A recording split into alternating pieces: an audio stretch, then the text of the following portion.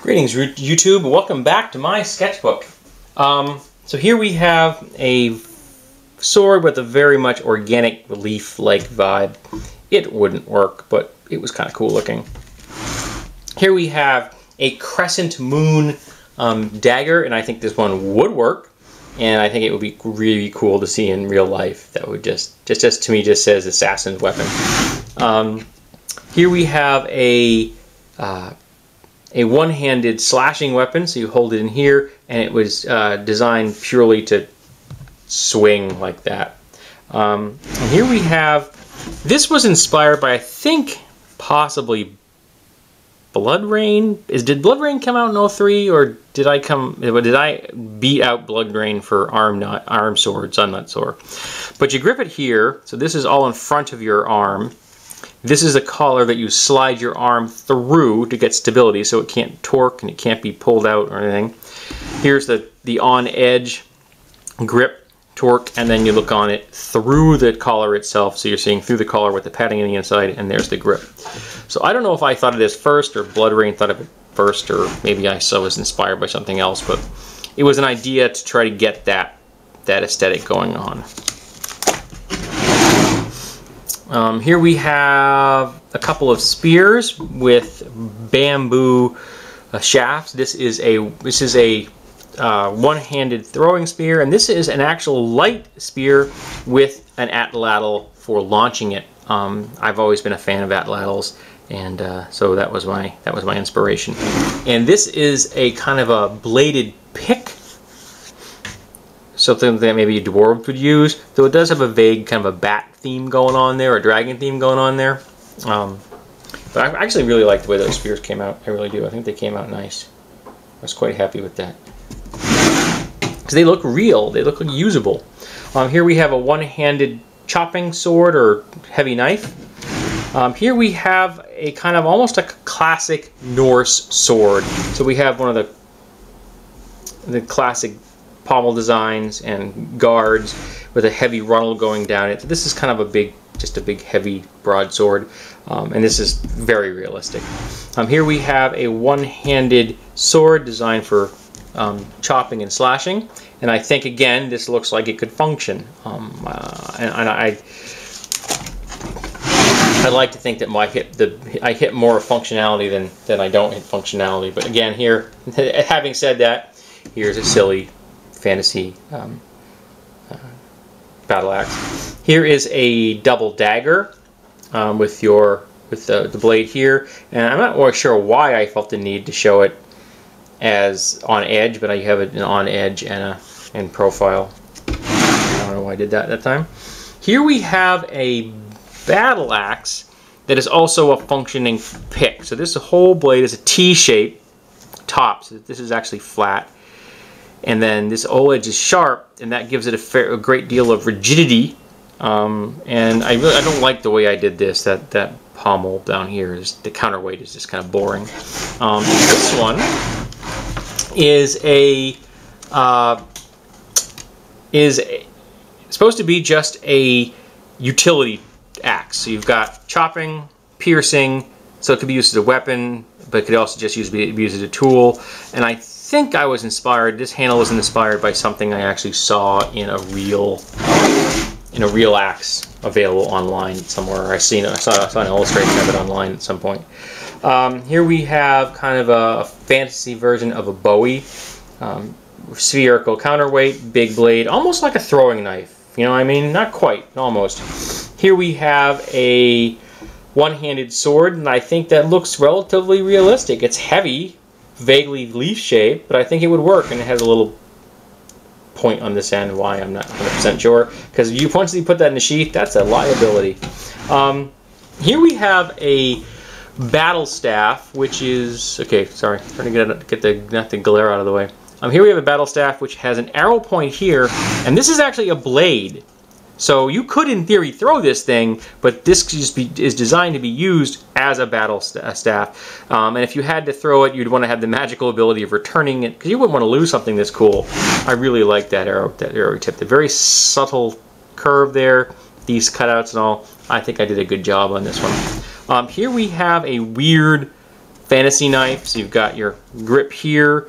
Actually, this could be a fantasy knife, or even maybe even a light sword. This is all sharp, and you got all these curves in here. So yeah, it's a little on the silly side, but frankly, not worse than things I've seen Gil Pivot design. Here we have a fantasy sword, one-handed, kind of extraneous bits here. The blade itself, however, and the guard and everything, that doesn't look that unrealistic. Here we have a heavy great spear, obviously designed for creating very large wounds, useful against monsters. Here we have a one-handed sword. I really like the execution on that handle. The blade isn't bad either. I don't think I did a bad job on that one. That looks like it would actually function. Here we have another sword. This guard is way too big. It needs to come down here. This would just not function at all. It would break in a heartbeat. But this wasn't a bad idea. And this is a javelin. I think it might have been a request. Somebody wanted a very simple javelin illustration for something they were doing. So I gave them a very simple javelin illustration. Here we have another kind of silly double-bitted battle axe. This is not what battle axes look like in the real world. I know this, but I still drew silly weapons. Here we have a heavy war maul, which is based off of an actual sledgehammer. So my idea here was that someone took a sledgehammer and then turned it into a combat weapon and then painted some design on it. Here we have a heavy two-handed battle axe with an arrow theme going on there, all designed as directing this, and I think I stole that idea from an illustration I saw in a 3rd edition D&D book. Here we have a spear with a dragon wing design. That's kind of silly, folks, but like I said. Here we have a kind of a science fiction-y vibe going on in this one. It's an axe, and I designed it specifically for like something that would be used by a minotaur or a cyclops. Just over the top, big two-handed great axe with kind of an unusual aesthetic. And I kind of like the way this one came out. Yes, it's over the top and heavy, but I still liked it. Here we have a broadsword, and this is taken off of a pommel design I actually saw in the real world, and I think that actually works. It's a hand-and-a-half sword, and I think that actually would function. Yes, it's heavy, but not horribly. This is a maul with a back hook and a spike. Much too large, but perfect for an ogre to use, because the people in fantasy games like oversized weapons. And speaking of oversized weapons, there you go. That's an oversized weapon if there ever was one. A big-ass battle axe. Here we have a... turn this around. It's actually supposed to be looked at this way. Here we have a battle staff. So you have a slashing blade on this end and a solid sphere here, so it could be used as blunt and slashing. And that was inspired by Star Trek as well. There's some Star Trek designs and Star Wars designs in these books. Here we go with a... sorry, trying to check my time. All right. Here we go with a great spear. These were kind of silly, and this crossguard was kind of silly, but it's something you might use to hunt heavy, nasty monsters. Here is a very, very simple kind of a dwarven glaive. No nonsense, does its job, that's it. And that's an aesthetic I happen to like for the dwarves. Here we have a double weapon, and the shaft is not shown in its entirety, so it's got a big kind of tree-shaped, floral-shaped spearhead, and then a smaller spike on the end. Here is a kind of a fantasy version of a halberd. So you have a big point, blades, you can kind of hook with it. It's got a blunt weapon here, so this is kind of a take on the dwarven Urgosh, but taking it over the top a little bit. But making something you could pierce or slash or use blunt with it at your discretion. Here we have a heavy spear, boar spear, wolf spear, so the creature can't come towards you. This looks almost usable, though I don't know why I kept doing that with those flats in there, but I put those flats in there.